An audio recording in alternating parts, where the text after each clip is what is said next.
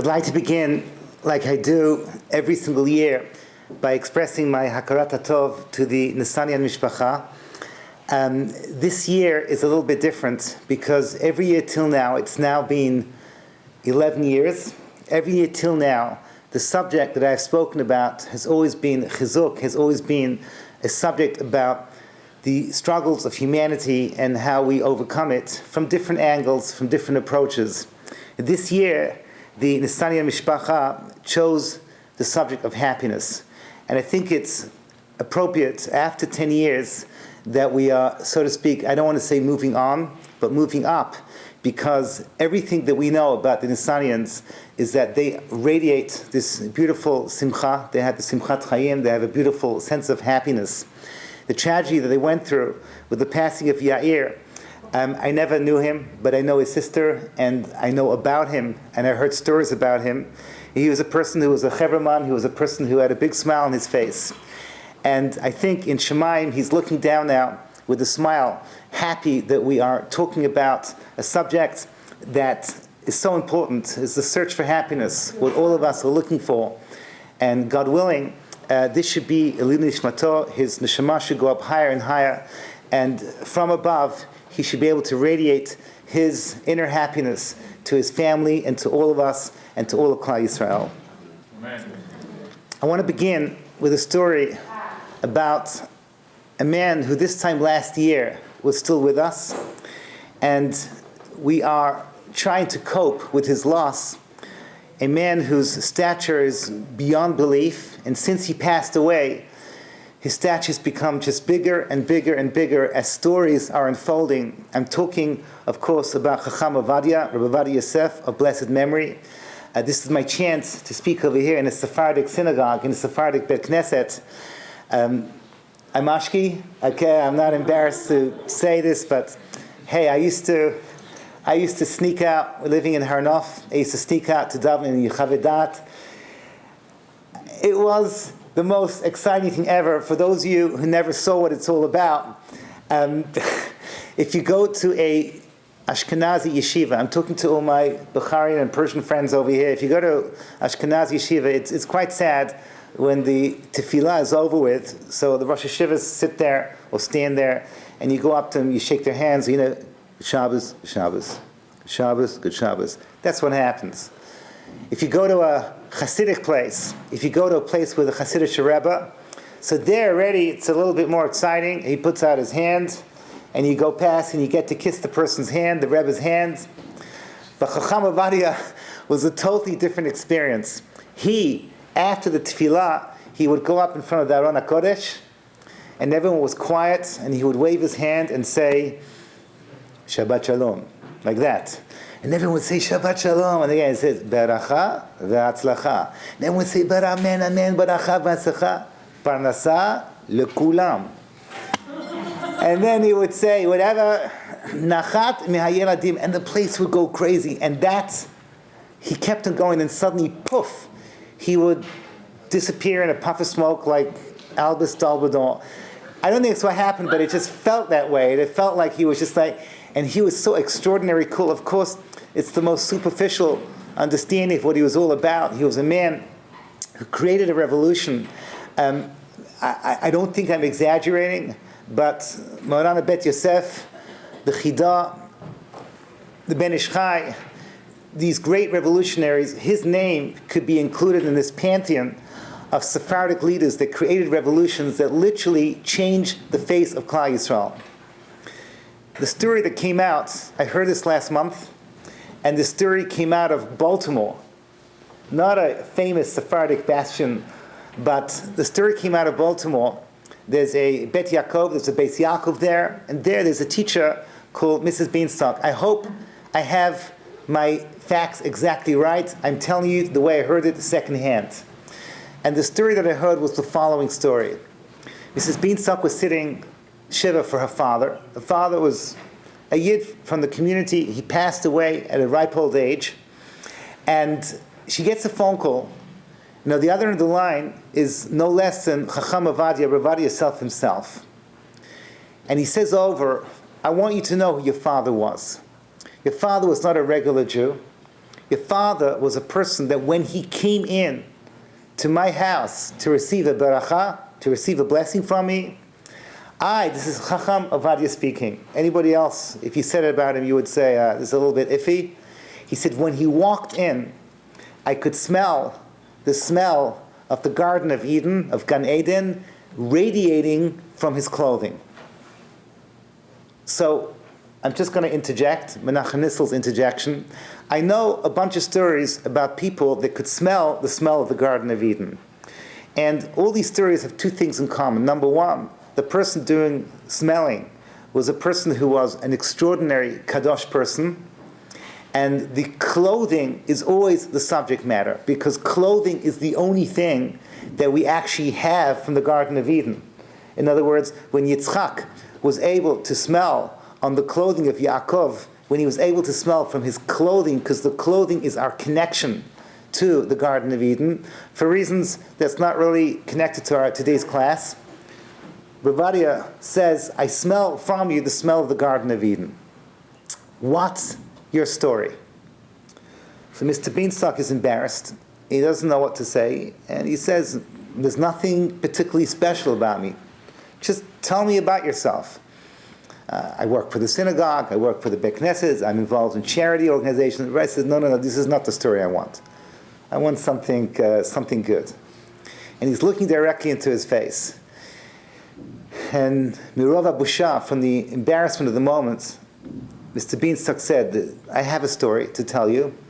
I went through the Holocaust, and after the war was over, my family was in Siberia, and I wanted to join them, but I knew that my parents had hidden money in their house in Poland. And I knew exactly where it was. And I went back to my hometown, not to stay, but to find the money so I could take it with me to Russia. I found the money. I was about to leave town when I heard a rumor that there was a shipment of soap in the town, and that soap was made out of human flesh. That soap was taken from the bodies of our brothers and sisters, and I found out who owned the shipment, and I went to him and I said to him, name your price. So it turned out that I gave every single penny that my father had hidden to pay for the shipment of soap. Incredible story. Ovadia says, this is not it. This is not what I'm looking for. There's something more. There's something you're not telling me. At that point then, Ovadia said, I told everyone to leave the room. Those of you that have been there, you'll know that he has the gabayim. His sons are sometimes there. Young men doing shimush, young men who are there, part of his entourage. No one was in the room except Ovadia and Mr. Beanstalk. And Ovadia said, what's the part of the story you're not telling me? He looked down and he said, before I left town, I found out that there was another shipment that had arrived, another shipment of soap. And I went back to the person and I said to him the following, I don't have a penny to my name. I'm asking you, I gave you all the money I had. This money, this soap is from the flesh of humans, Klal Yisrael, the Jewish people. Please give them to me. I'm begging you to give them to me. And they said to me, no money, you're getting nothing. I begged them, and they looked at me, and they said to me, we see that you are wearing pants, trousers, that are made out of thick wool. And the winter is approaching. We want your trousers. We want your pants. I want you to stop and think for one moment. He's about to go to Siberia. He also has to step out into the cold, but not just the cold, into the public. Giving this over, if you think about what it means in real terms, who could pass such a test? But he did what needed to be done. Ovadia looked at him and says, this is the story I wanted to hear. From that misirut nefesh, from that tremendous moment of holiness that you unleashed, by going through the deep embarrassment of that moment, your clothing received the smell, the reach of the Garden of Eden, and I smelt it when you walked into my room. I want you to keep that story in the back of your mind, because at the end of my presentation, we're going to go back to this gentleman, this Yid, Mr. Beanstalk, who passed away recently in Baltimore. I want to talk about happiness. So, those of you that know me, I work for an organization called NCSY. As a matter of fact, they're the ones that bring me into America. I want to express my Hakarat Tov to the OU and NCSY. Because of them, I'm able to teach in all these places. Last week, I was with 300 public school kids. Many, if not most, don't really know what Shabbat is, really know what Shmirat Mitzvot are. And they came to spend their vacation, their holiday, to learn Torah, to learn a little bit of Torah with us, teachers. I was the Israel representative. The most beautiful thing, the most exciting thing. I want to share with you, one of the reasons why I like to do NCSY is because even though I'm an adult, I'm already a Saba, there's a part of me that never really grew up. And NCSY kids, they know how to have fun. And when I first started with the organization, this goes back maybe 10 years ago, I went to a region called Southern Region. I went to Miami, and they went to a place called Orlando. Have you heard of Orlando? Rabbi Nissel? I'm sure you go there all the time. And they went specifically to a place called Islands of Adventure. Anyone who's been there, please raise your hands. Dr. Begum, my host, raises his hand. I'm sure he spent a lot of time there. And this is something extraordinary. It's unbelievable. I am taking these incredibly happy kids. These are probably amongst the happiest kids that you can ever meet. And I'm taking them to a place that is billed as the happiest place on earth. I'm taking these happiest kids to the happiest place on earth. And I took them this time of the year. It was the end of December. It's the season to be happy. So I'm thinking to myself, this is incredible. I'm going to have such a happy time now. The happiest kids, happiest place in the world, the happiest time of the year. I go in there, and it's incredible. I have my Spanish friends there. They will translate for you from Barranquilla. This is something incredible. I come in, and I don't remember since I was a kid going to a place like this. But they had a thing called Dueling Dragons. Have you heard of Dueling Dragons? Dueling Dragons is what's called a roller coaster, but not just any roller coaster. It was created by this deep, vicious sadist that created 2 roller coasters that are designed that at any given moment, it looks like they're going to crash. And I'm watching these kids, they're so excited. They're waiting for half an hour to get on this crazy, disorienting machine. And I'm thinking to myself, thank God I am an adult. We don't do these stupid things. Like, what on earth will we be thinking? And then this girl came. I'll never forget her face. It was like the before picture on a Clearasil ad. And she was from Jacksonville, and she says to me, Rabbi, why aren't you going on the roller coaster? You're just watching it? I said, it's not my kind of thing. Baruch Hashem, thank God I'm an adult. I don't do it. Because we know why you're not doing it. Why is that? Because you're a chicken. At that point then, any form of adulthood was lost upon me. At that point then, I waited in line for half an hour. I went up that machine. Never in my life have I said the Shema with so much kavanah. It was insane. I saw my life passing in front of me. It was frightening. And there I am, going up and down, up and down. I'm seeing everyone's throwing up. This is the most ridiculous thing ever. But what do the happiest kids do when they finish on this ridiculous machine? Exactly. They cut through the line. They're doing it again. It's insane. There was a Jurassic Park presentation. I don't know, this is kefira, kvod harav. This is not for you, but I went on this thing. You go there, and you see dinosaurs, they come in to attack you. And eventually, you suddenly hear, awooga, warning, T-Rex loose, and you look around, and then you see it coming towards you. This huge, big Tyrannosaurus, this massive monster comes in. And it's I'm terrified over here. And then it opens its huge jaws, and it's about to crush you. And at that moment, you fall 100 feet, and you are screaming for your mother.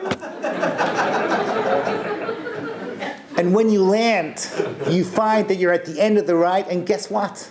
They have taken your photograph as you've been screaming like a baby, and they're charging you 10. This is incredible. This place is amazing. So I do this for about 3 hours, and I'm thinking, here I am, I'm a rabbi. I'm supposed to be learning something from this event. And I decided to do a very, very simple experiment. I decided that I was going to stand at the exit gate.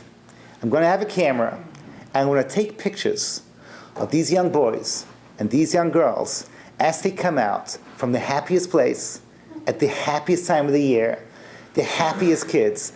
Let's see what their faces look like. I'm not exaggerating. I am not exaggerating. It goes without saying that the adults look like they would rather have spent their days donating their kidneys to science. But what shocked me was that the teenage kids were coming out one after the other with their faces looking like they just had a near-death experience. It was like totally disconnected, as if they had just died and were slowly coming back to life. And I'm thinking that this is insane. You are the happiest kids. You've just been to the happiest place. You're at the happiest time of the year. What is your problem?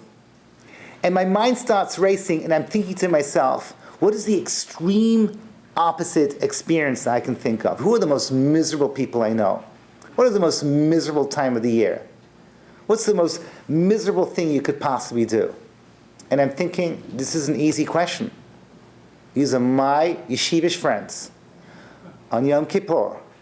These people, they love to groan and to moan the whole day long as they confess their sins, and they are fasting, and they are crying, and the Chazan is screaming out loud, who will want to die? Who by fire? Who by hail? And I'll take fire for 200 bob. This is like, and these friends of mine, the most miserable people I know, the really religious types, on this incredibly intense, oppressive day called Yom Kippur. And in my shul, a shul, not a Beit Knesset, my shul in Har Nof, these are the most miserable people, the most miserable time of the year, the most miserable place. And I kid you not, at the end of Yom Kippur, I'm watching my friends, and I'm not on their level. And at the end of Yom Kippur, when I am starving and thinking about food, these people, you know what they do? It's incredible. They start dancing. They get together, and they start to dance, and they're singing Baruch Hu Elokeinu Shbaranu L'Chvodo, one of these beautiful songs, and I look at their faces, and they look like angels of God. They don't just have a happiness on their face, but a deep inner glow, and I don't understand what's happening. These are the most miserable people I know, and they're so happy. And the funnest kids that I know after 3 hours of the happiest place on earth is what it says. And they're just miserable. How can we understand this? So I'm going to teach you something. It's possible you know this, but more the way I'm packaging, the way I'm presenting it to you, it could be you never thought of it this way. But when you ask yourself, who am I? What are you all about? So I know the ladies are thinking, sugar and spice and all things nice. A bunch of lies. You want to know what you are? You open up the Torah, you open up the book of Genesis, chapter 2, verse 7. There is a description of what you and I are made out of. And we're made out of 2 ingredients. The first one, nothing personal, but you are a piece of dirt. Ladies, keep this in the back of your mind. Next time you're on a shidduch day, and the guy says, you're a piece of dirt. You just casually respond to that Brooklyn boy and tell him, right on, mister, Genesis chapter 2, verse 7. That's exactly what we all are. This is it. Afar min adama. We are a piece of dirt. But it doesn't really end there, because we're made out of the most opposite ingredient you can imagine.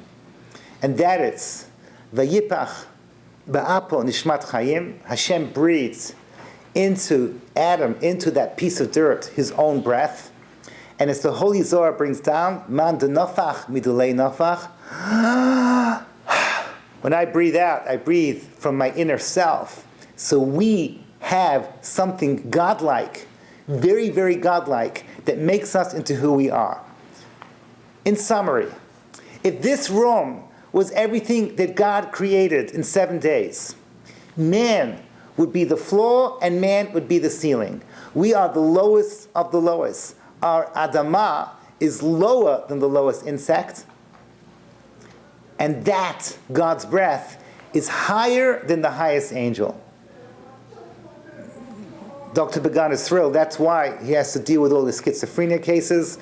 The point being, that was a joke. The point is that we are extremes. Man is this extreme. We are Adamah, and we are, in the words of the Shalah Kadosh, Adameh. We are godlike, and we are dirt-like.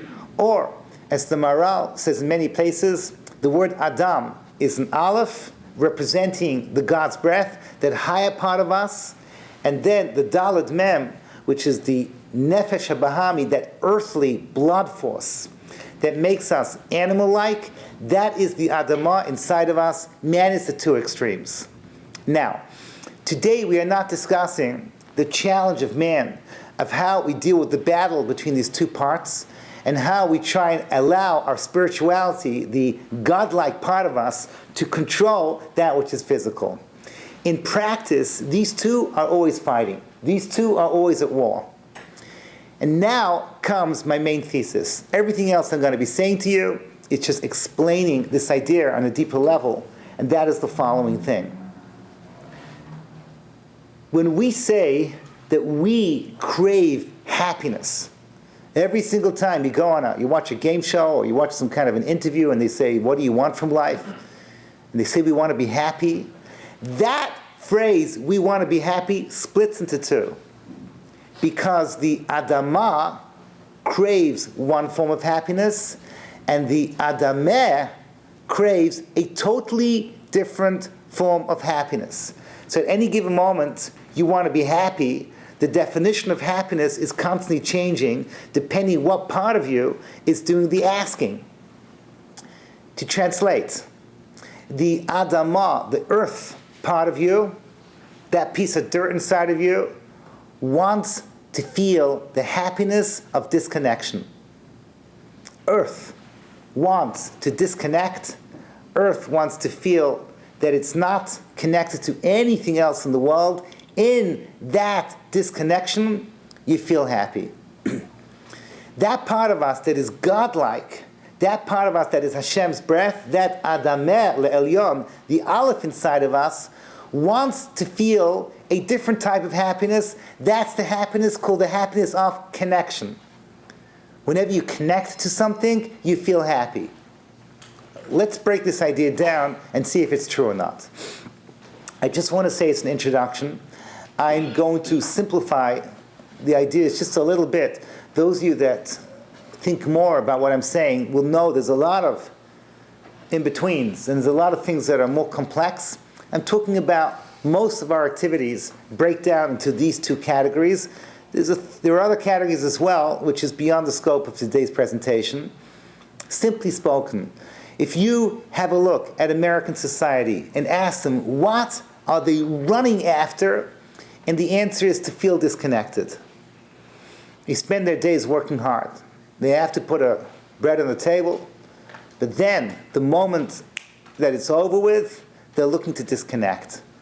In practice, most of America will spend most of their leisure time sitting in front of a screen. Stop and think about it. This is what we do. We sit in front of a screen. The screen today, 10 years ago, would be the televizia, but it's changed. Today, most of it is over the internet. We still have grandma and grandpa that watch TV. Grandma is like hooked to the Weather Channel, and she will spend hours and hours watching the weatherman discussing the precipitation rates in various counties in Alabama, or whatever she's into, and grandpa's, fighting for the remote control because he wants to watch the History Channel. This is it. Some of you know exactly what I'm talking about. America at war, the invasion of Sicily in 1944. This is basically what's going on. But for anyone that's at a certain younger age that knows how to use the internet, basically if you're religious, so we don't like to waste our time on the internet, except for once in a while, we'll click on a link to YouTube, and that's it. You'll watch a 5-minute YouTube clip, and at the end, there will be 9 choices to click again. So you figure, it's just 5 minutes, so you click again. But at the end, there's another 9 choices. So you click again, and you click again, and you click again. And 3 hours later, you have no idea how this happened. But somehow or other, you are watching a tutorial on how to communicate with a giraffe. And you're thinking, how on earth did this happen? Or you're watching massage techniques for your little rabbit. And you're just seeing yourself, what on earth has happened to my evening? It's just gone. It's several hours, and you're doing this night in, night out. This is what we do. We love to disconnect.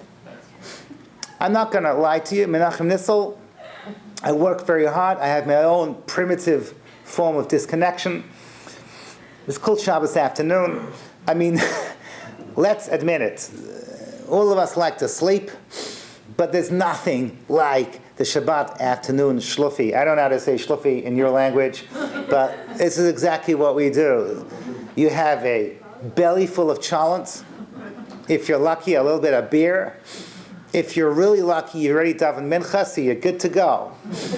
And then you go to your air-conditioned bedroom with your thick slumber-in mattress and your fluffy pillow, and you assume the position of a beached whale for as many hours as you can until the wife screams, "It's almost Shkia, the guests are here, move your carcass."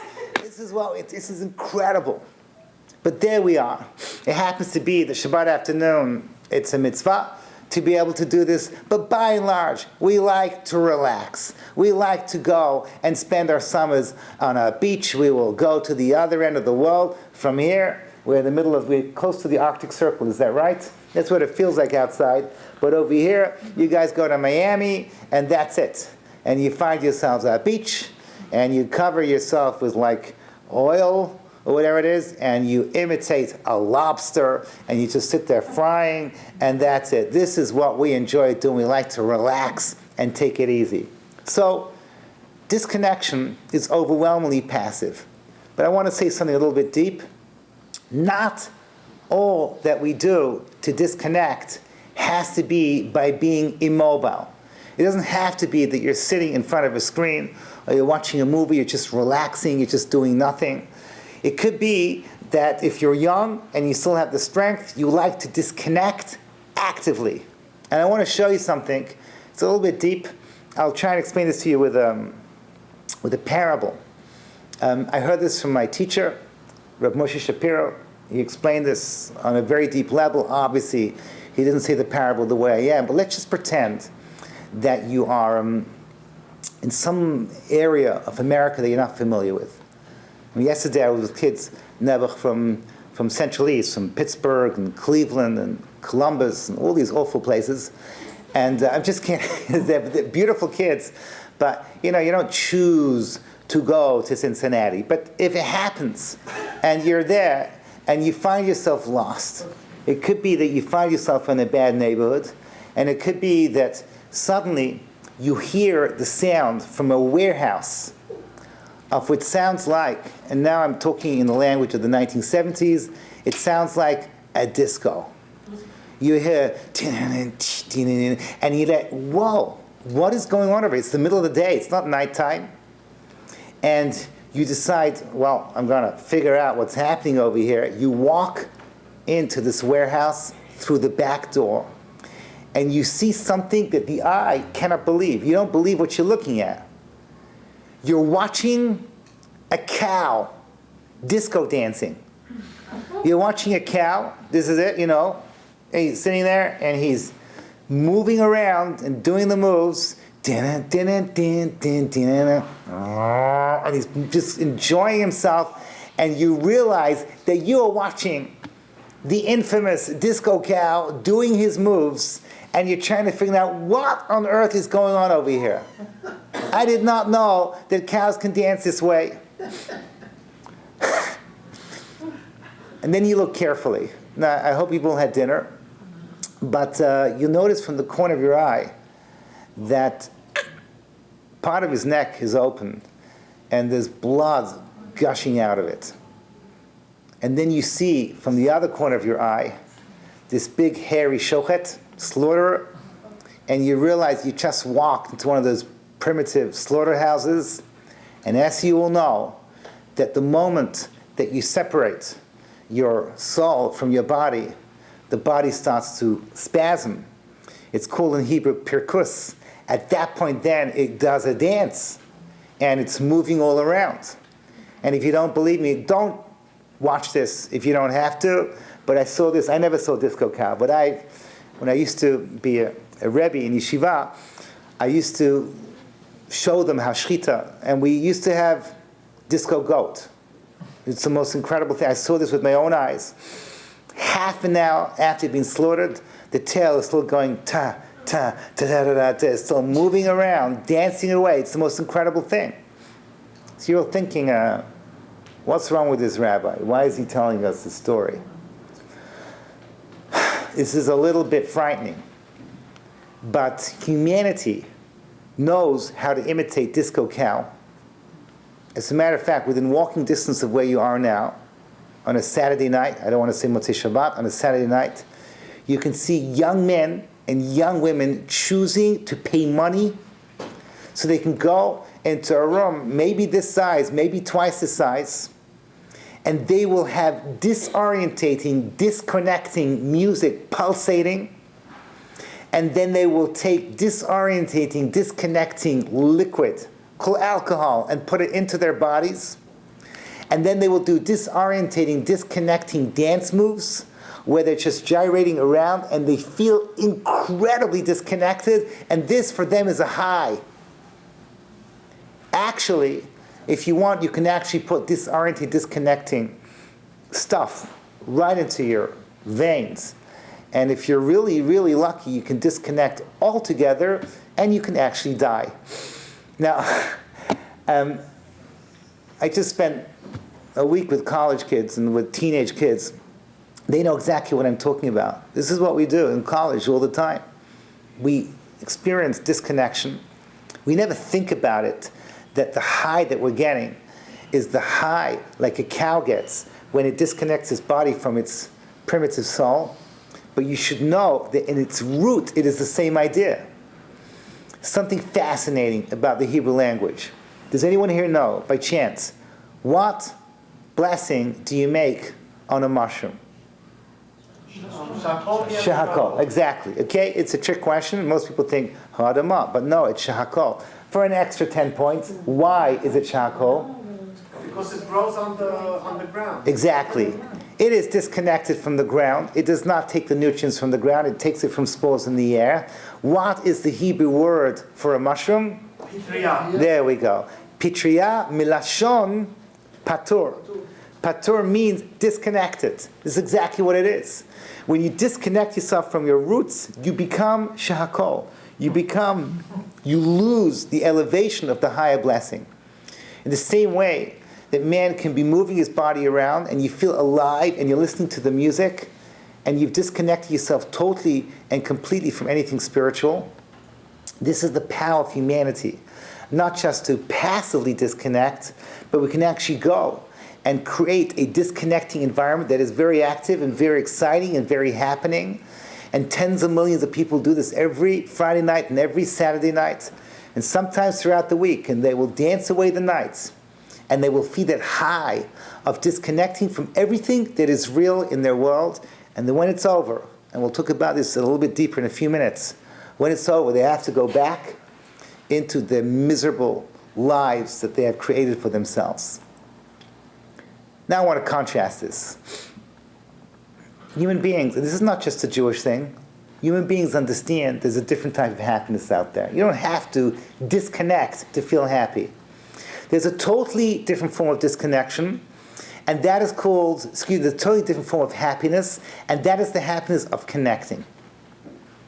It's possible that an athlete will find this high of happiness from taking every single part of his body, maybe even a higher level, working with other players as a team, and reaching out to connect with their higher goal, which could be a gold medal, it could be some kind of a reward, and that gives them a high, but that is through connection. In Judaism, with us, whenever we talk about the happiness of connection, the baseline is always a marriage. Kol sason, v'kol simcha, kol chatan, v'kol kala.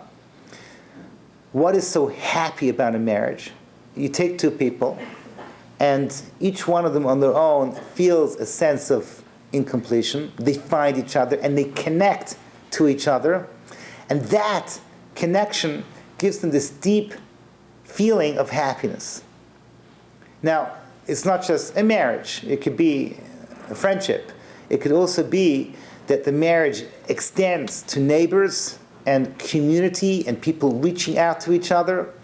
So you can have, I live in Harnof, and right over there, so one neighbor, the Scheinfelds, whenever something goes wrong with the plumbing, they're always there to help us. Another neighbor, they always have extra food to lend us. A third neighbor can lend us money in a pinch, and each one is helping everybody else.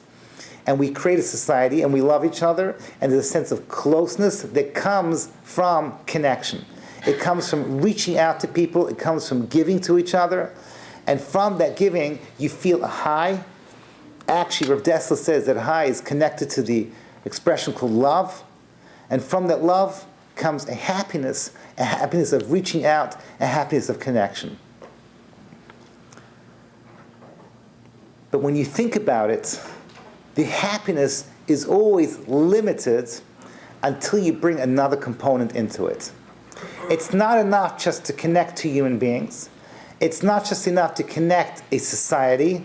When you bring in what's called the spiritual component, at that point then, the happiness becomes exponentially greater.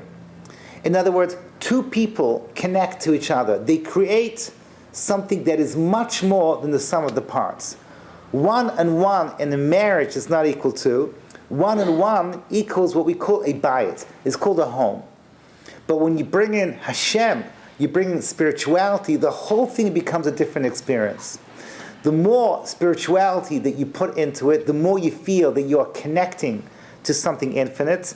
And with that connection, the happiness becomes even greater and greater and greater. Whenever there is something built on Torah, something built on spirituality, then the connection becomes something even greater. And we don't wish a young couple they should build a bayit. We say they should build a bayit ne'eman, b'Yisrael. The word ne'eman from the word emunah, based on faith, based on trust that there's a third partner in the marriage called Hashem. Whenever there is spirituality connected, then you have so much more happiness. It becomes exponentially greater as you put in the layers upon layers of connection together with bringing God into the formula.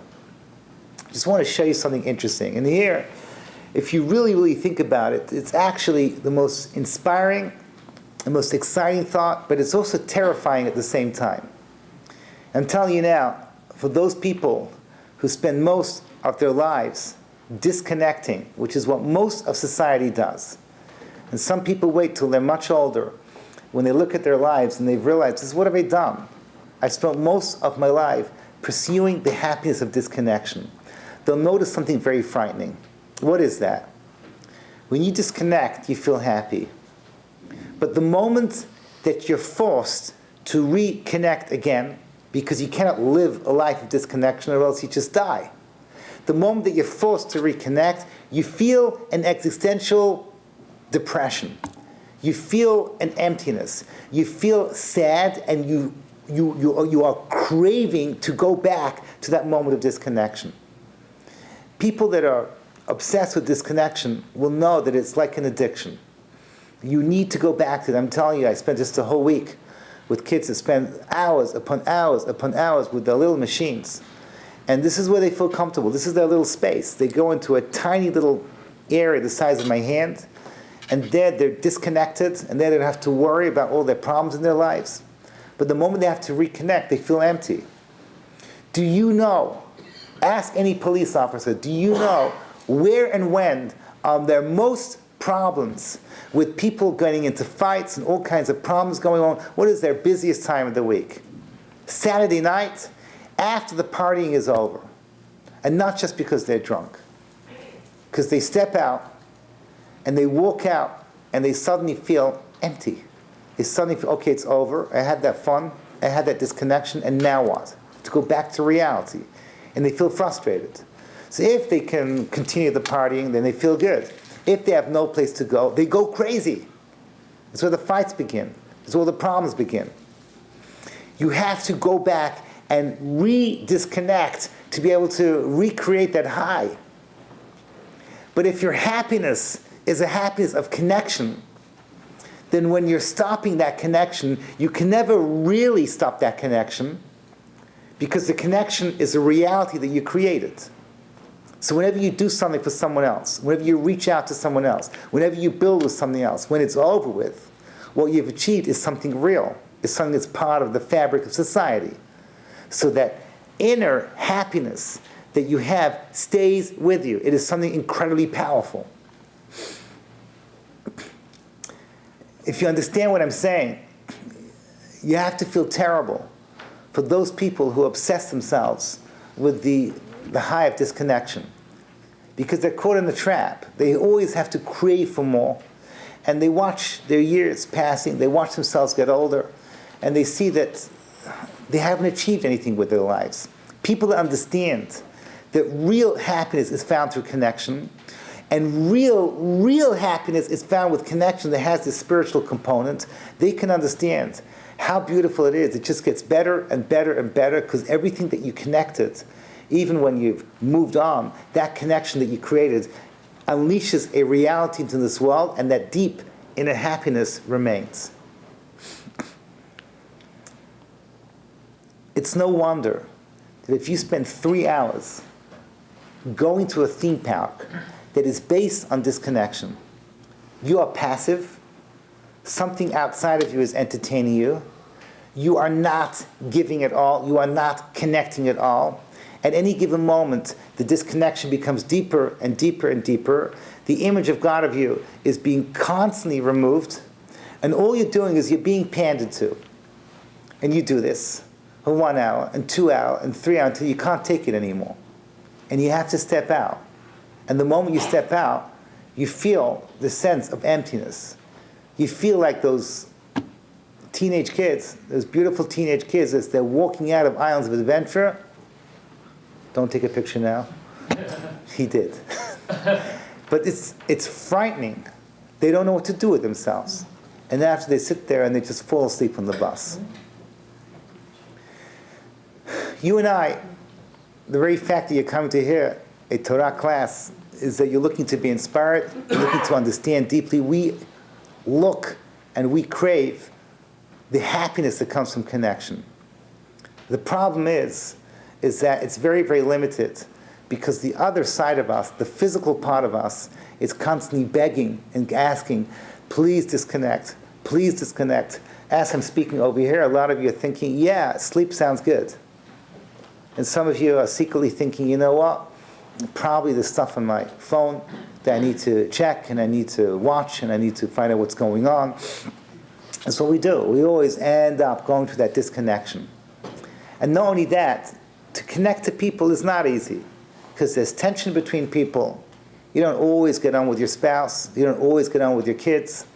You don't always get on with your neighbors. If you get on with your neighbors, every single one of them, it's a miracle. Let's be honest. Every person in this room has at least one neighbor that annoys you. Correct? Mm-hmm. There we go. You're all smiling. Well, guess what, ladies and gentlemen? There's a time of the year when we really, really work hard to try and reconnect with the people that we love and care about. It begins Chodesh Elul, and for 40 days, we work on Bein Adam L'Chavero to connect and to connect and to connect and to connect. But there's a problem. The problem is that our physicality always gets in the way. We can't really reach out to God. We can't really reach out to our spirituality. But imagine if there was one day when we could actually do it, or almost do it. Imagine there was one day where you take everything physical and you break it down and you push it away. You should just know that in Yom Kippur, that word inui, which we translate as affliction, what we're really, really doing is not afflicting ourselves. We are suppressing all the disconnectors. We are suppressing everything that disconnects us from HaKadosh Baruch Hu, and it breaks down our physicality, and we become angel-like, and it allows us to connect. But there's still something in the way, because you can't really connect with God, because you messed up with all your sins. Well, guess what? On Yom Kippur, we can fix that as well. So you say the Vidu, you confess your sins. Hashem takes the big celestial flusher and goes, shh, and that's it. Im yu chatechem kishanim kisheleg yalbinu. If your sins are red, they can be cleansed like snow. And in Yom Kippur, all the barriers are broken down. B'nadon l'chavero, you can connect to your fellow man because everyone is forgiving everyone. You can connect to God on both levels because you've become angel-like, you've suppressed your physicality, and you've raised your spirituality. And finally, all that muck and dirt that we've created that creates all those barriers, they disappear. There's no wonder that the happiest people are actually those miserable friends of mine who are not really miserable. They just seem that way because they're so religious. And these miserable friends, on the most miserable day, well, it's not really miserable, because Yom Kippur is called Yom Chatunato. Shlomo HaMelech called it the day of my marriage, the day where I can reconnect with my children. Is it any wonder that at the end of the day, when all the disconnections have been removed, and they are connecting on the highest possible level they can do in the whole year, at the climax of Yom Kippur, you just want to dance. You feel so intensely connected to everyone and everything spiritual and everything real. And you reach this high of inner simcha. No wonder their faces are glowing like angels. Let me summarize what I came to say over here. And then we'll talk about ourselves for a few minutes. There's two roads out there. There's two parts of who we are. The inner self is craving happiness, but totally opposite happiness. One of connection and one of disconnection. Any given moment, they're finding out what kind of happiness that we can pursue. In real life, we tend to do a mixture, but I want you to start thinking about it. When you crave disconnection, when you're sitting there in front of the screens, what you're doing is you're setting yourself up for failure. Because the moment that you move away, the moment you extricate yourself from that disconnection, you will feel depressed and empty. And so much of the sadness and depression as well comes exactly from this. People have suppressed their spirituality because they want to feel that joy of disconnection that comes from their Adamah. But there's another choice that we can make. And that is to reach out and to connect, first of all, to the people that we love, and then to society at large, but to connect and to connect and to connect and to connect until we build our society. And then we start bringing Hashem into everything that we do. And the more that we do, we'll see that we are, in the most extraordinary, beautiful way, we are the happiest people on earth. The real happy people, the ones that are happy all the time, are the ones that constantly feel that they're giving and they're connecting and they're reaching for things that are higher, and through that they find their happiness. And guess what? It gets better as you get older. Trust me, those of you that are Saba and Saptas, Bubi and Zetas, Omas and Opas, you'll know that it's true. The more you see that you've built, and the more connections you've made, and the more that you've done those connections and building for Hashem, you've raised it to something higher. You feel that constant happiness. And it's a real happiness, it's a much deeper happiness, and it stays with you, even through the hard times. I want to share with you an incredible story, and with this I will conclude. After the war, when I say the war, the Great War that had within it the Holocaust, after the war, everyone wanted to go back to normal. Everyone wanted to just recreate their lives and forget about the evil and the horrors what happened, to build homes and to start again. There was one young lady, she was about 20 years old, and she was living in London. Her name was Eva Frankel. And she grew up in a religious modern home, and her parents had done their part during those difficult years, during the Blitz, and they took in refugees wherever they could. They took in kinder transport children. They took in wherever they can to help out and do their part during the war. Their home was basically a hotel for all kinds of people that had escaped Europe and were looking for places to settle down. When the war was over, everyone wanted to just start again and to move forward. And Ava's parents told her, he said, you know, soon you got to get married. Why don't you get a job? You can go to college, and we'll support you, and get yourself a trade, and you can start working and make some money, and hopefully one day you'll get married, and you can build a home, and you'll have your own livelihood.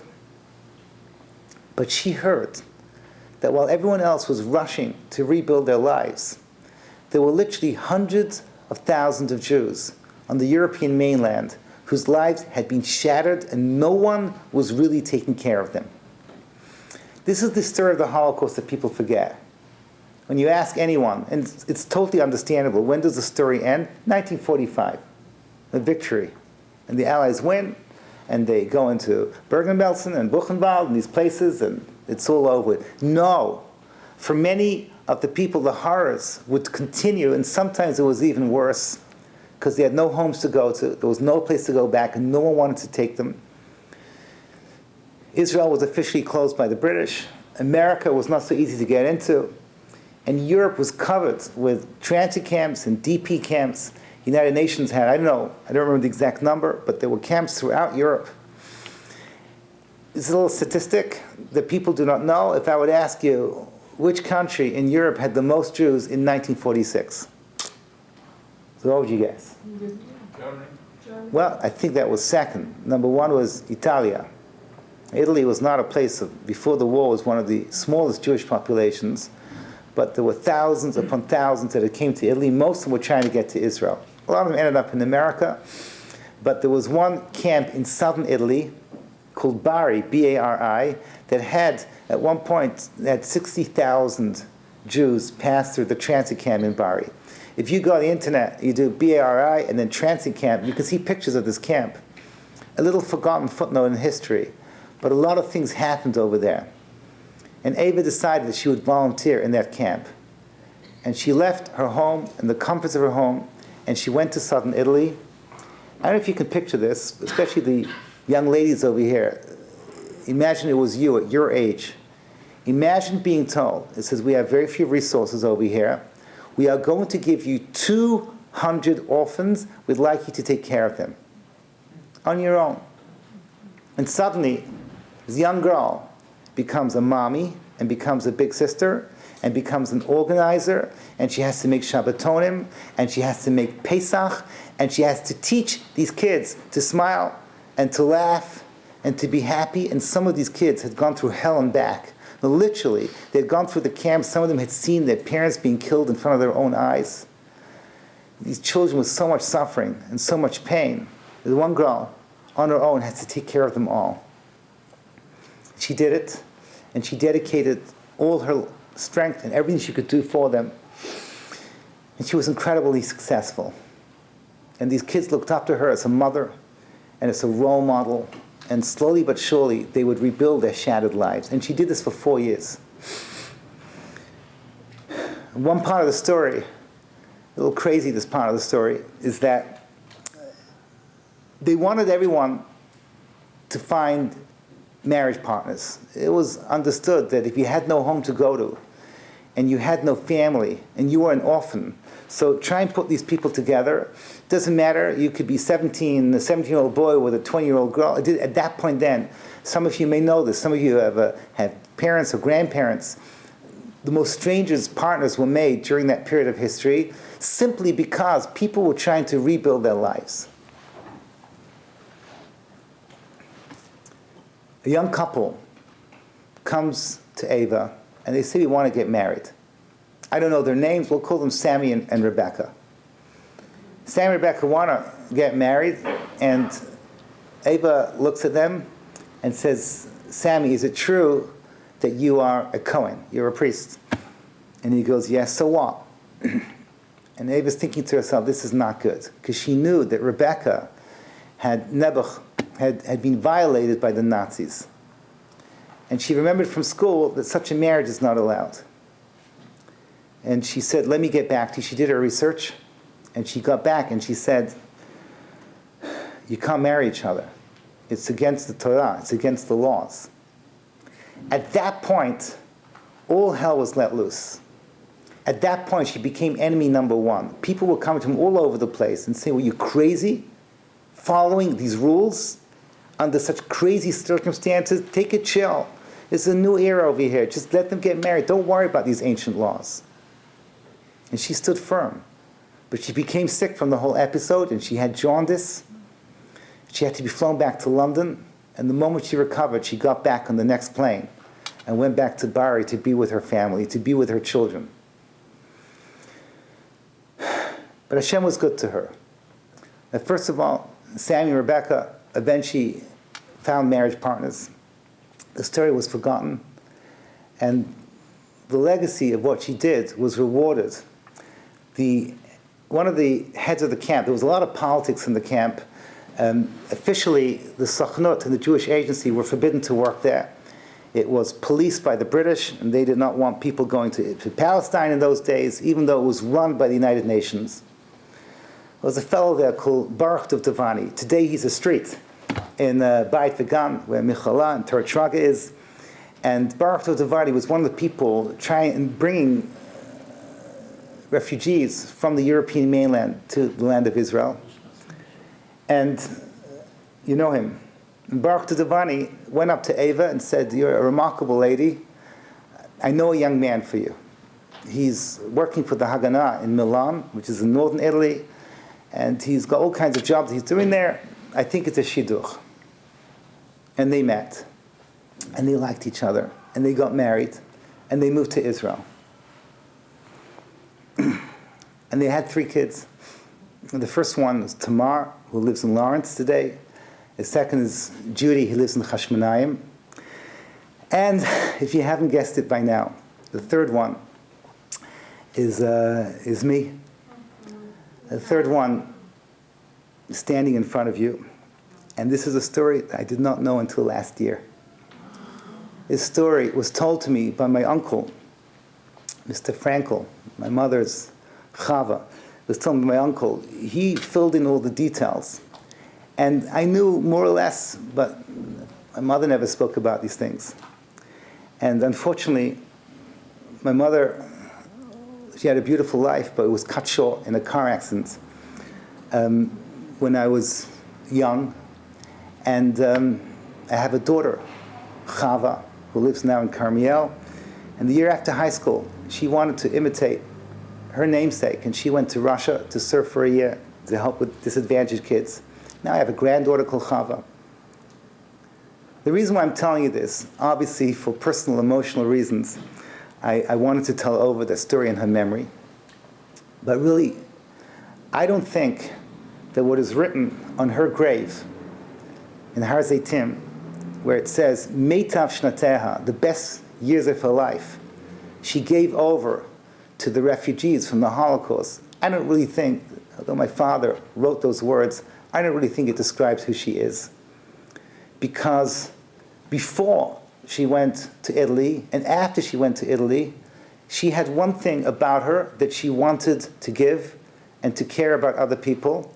And I grew up in a home in London where our house was filled with old, single survivors of the Holocaust. I even remember there were 3 people that came to us every Friday night. We called them Charlie's Angels. It's a 70s reference. I remember 2 of them were born in the year 1900. One was born in 1899. They say, you're from the old century. I remember that. And it was awful. For us as teenagers, as kids, it was horrible growing up. And whatever, one of Mrs. Silverman of blessed memory, my mother used to insist that they would bring us food. She did not want to have guests. She wanted them to be partners in making the meals. They shouldn't feel that they're different. And the food was distinctly awful. I'll never forget. Mrs. Silma used to make dessert, and I remember my father would compliment her and pass it to me, and I would pass it to my sisters, and eventually it would get to the cat. This was it. But I grew up in a home where it was giving and more giving, and that's what I learned from my mother. The point that I wanted to share with you, and I think this goes back to how I started, because the Nissanian family are very much with the same mindset. I asked my uncle, Mr. Frankel, who now lives in Baltimore, his kids live there. I asked my uncle, how do you describe my mother? And he said, there's one thing that your mother, from the moment that I remember her as a child until the day that she died, there's one word that describes who she was. And that was that she was a happy person. And with all the struggles that she went through, she had this joie de vivre, hitrananut, this love of life, this laugh, and that was her essence, a person that knew how to give and to give and to give, and through that, she became a naturally happy person. And I don't think that any person in this room is intrinsically different from this. I think you all understand what I'm saying. And in real life, we waste so much time being sucked in to all the joys of disconnection. Our minds are thinking about vacation. Our minds are thinking about, when can I just relax? When can I sit in front of a screen? When can I disconnect? And you can probably say to yourself, you know what, if I could just push my comfort zone just a little bit more and think about more about giving, first of all, to the people that I love, the people that I'm closest to, my spouses, my children, I could give more and I can give more.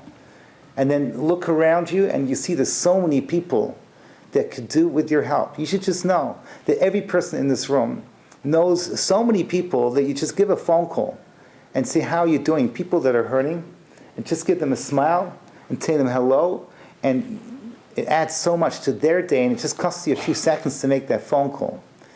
And then you will feel the joy of connection. You will feel that you've done something right, and it will give you a pleasure, and that pleasure will never ever leave you. You created something real. It's just a question of looking at our lives through the lenses of how to become a giver and a connector and to build something bigger, and we can do this more and more and more, and we become happier people. And guess what? When you're happier, you can ask Dr. Began, you become healthier. Am I right? Happy people are people that just are naturally, they complain, they feel better about themselves. And it just gets better and better as you get older and older. Even though your body may not be keeping up, that's it. Thank God. Otherwise, the doctors wouldn't have a business. But the point is that this is the way that we build ourselves. This is the way that we create true happiness. And if we really understand what I'm saying, then it makes so much sense that if it gets better and better as we get older, surely it will increase so much more after our bodies go away when we're 120 years old. And there, we enter into the world that is pure joy and happiness, where everything connects. As the rabbis tell us, the world to come is compared to an orchestra where everyone is playing their music in harmony with each other and pointing to the conductor and saying, Zeh hayom kivinu lach, nagila v'nismacha b'shuatecha. That's the way the rabbis describe the world to come, the place of ultimate simcha, the place of ultimate joy. So, I'm not telling you not to go to islands of adventure.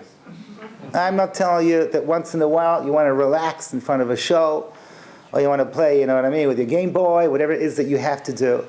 A little bit in control, if you can control it, is probably something we all need here and there. I certainly recommend a good Shabbat afternoon shluf. But I will say to you that we all have to ask ourselves, we want happiness, and it's really in our hands. It's all that little extra effort, that little bit more, to connect more, to give more, to think more about the world around us, the people that we love, they should come first and give more. And you give, and you give, and you give, and you become good at giving, and you become a bigger giver. And eventually, you'll see that not only you're happier, the world around you is happier, and then eventually we can all merit together the ultimate happiness when Mashiach comes. and opens up a new world that eventually brings us to this world of Nagila v'nismacha b'shuatecha. Thank you so much for listening.